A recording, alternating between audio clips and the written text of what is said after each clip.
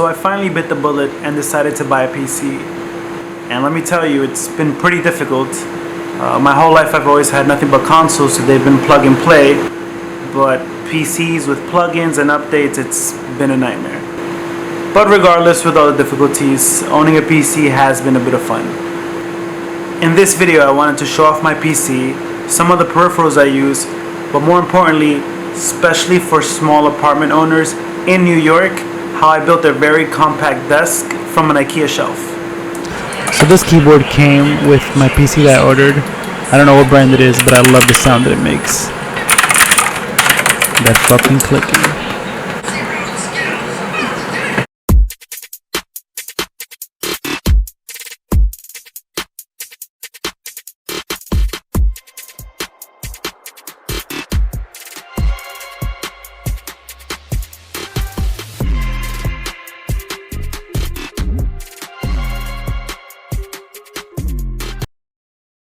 So one of the most important things with this desk that I built was for me to have space for my figurines and to not disrupt the one thing that matters most in my apartment, the feng shui. On the other side of the setup is my girlfriend's setup. So we have matching bookshelves. One of the most important things for me is shelf space. Right now I'm very into One Piece, so I wanted space for my figures. Right here we have Zoro, and then if you go to the side over here, the beautiful Nami Swan.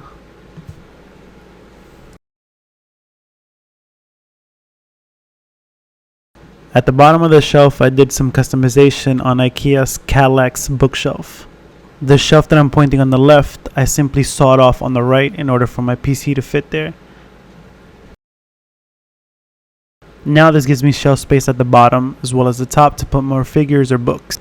The top was simply gutted by removing the middle shelves, both horizontal and vertically, and pushing my PC back so it could sit there. If you go on IKEA's website and you just look up shelves, the Kallax is going to show. The one that I purchased is this gray one for $70. And then I just purchased the legs separately for $16 a piece. Now the tabletop is not necessary because you can use the horizontal shelf as a desktop. That same shelf that I removed, I ended up using as a countertop, which you can see right there. And it was much more slimmer and more space conscious than the tabletop. I just used these hinges that I got at the hardware store for $2 in order to keep it secure. Along with the legs, the table is pretty much secure and doesn't move. Altogether, I believe the bookshelf is about 33 inches in width, so it doesn't take up that much space in my already crowded apartment. Starting with this very comfortable chair I got off Amazon, the GTRACING gaming chair. It has everything that all of those high-end chairs have. The adjustable armrest, which moves into 3 pivots. It also has a complete recline, so you can lay down if you're tired from gaming or something.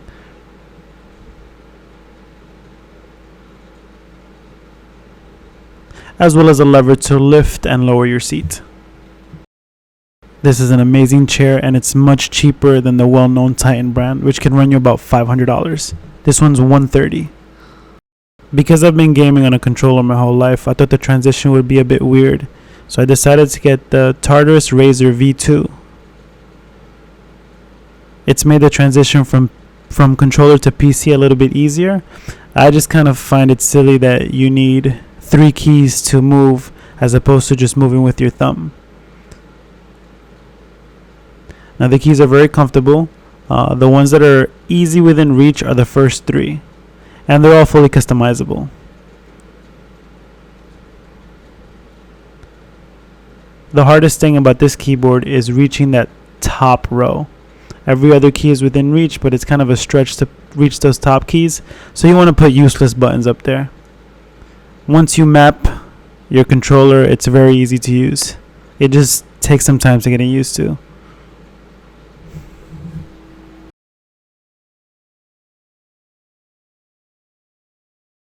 And because old habits die hard, I went with the Scuf Infinity4PS Pro.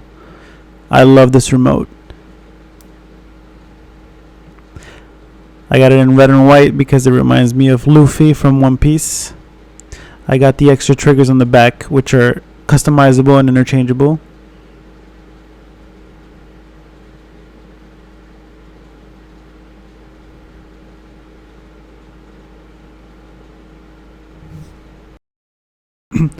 For the triggers, I forgot the name of it, but I think I got the digital buttons, so it mimics sort of a mouse click. You don't have to push down a lot, and for shooters that's a very big deal because it's more reactive. The buttons feel great. It's worth the money.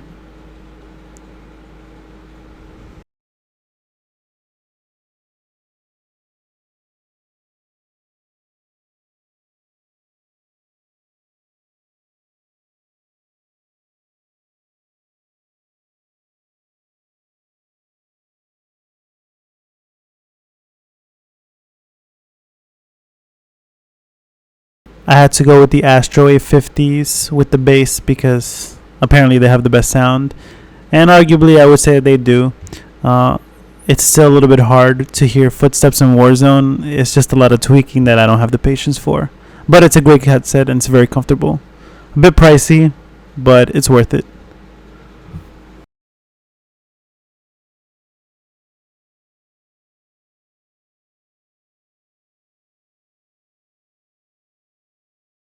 Favorite item that I have is this Streamdeck.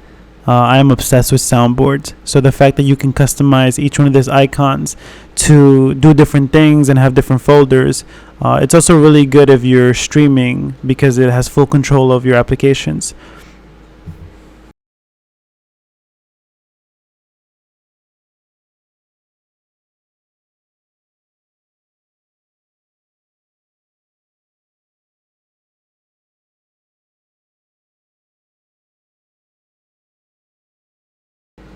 For instance, to stream, I'm going to be using OBS Streamlabs, and I have different buttons to take me to different screens that I have for my stream.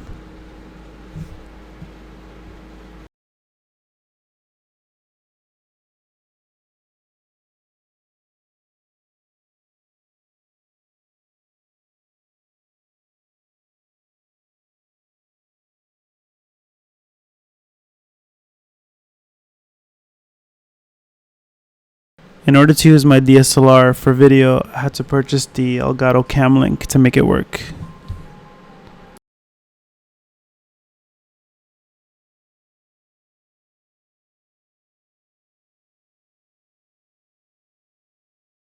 One of the last things I forgot to mention is to use the Cam Link, you just need to purchase a HDMI to much smaller HDMI cable that goes into DSLRs. This way it'll work. And finally, for really good audio capture, the Blue Yeti is a great microphone. I think I've had this for about 8 years. Hasn't changed much since then, so I highly recommend it.